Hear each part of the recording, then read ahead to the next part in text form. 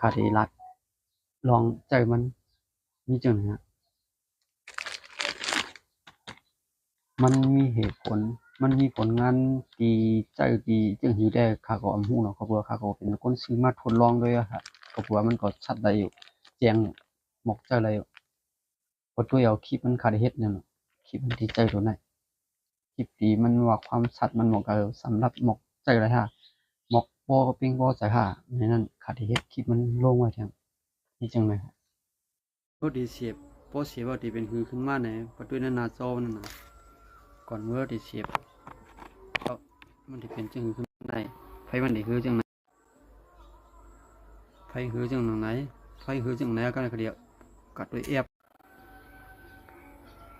ปของมัน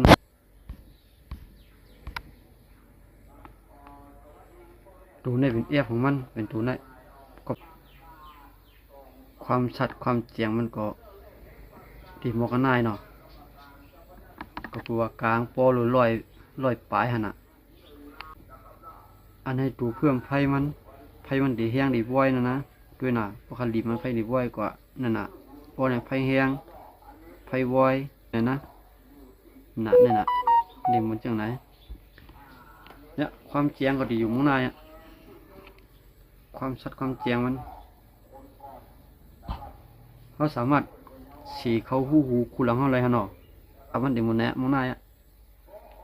มันกดตันกลางเนาะกระบัวกลางก็150เนี่ยเดี๋ยวมันนายเนี่ย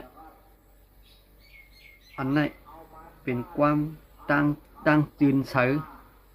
ตั้งจืนเสือกองอันนี้กองไล่กองสายกองเวียบสายเนี่ยตั้งจืนเสือเดี๋ยวมันนายอ่ะ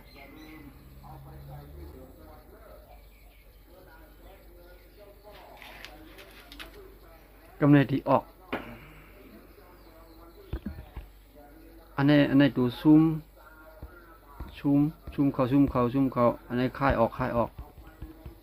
อันนี้กวยเนาะสายเลี้ยงไฟนะก็เลี้ยงไฟขึ้นกับที่แห้งอันนี้วอดเนาะในเพิ่มแห้งขึ้นนะอย่างบนไหนน่ะแห้งนะเพราะเนี่ยเขียวลง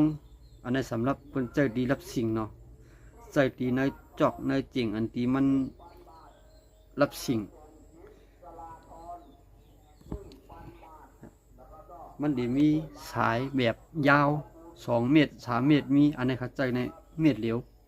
ก็ปัวข่าวมาตัวทดลองมันก่อนมีเรื่องไหนครับคลิปมันได้ยาว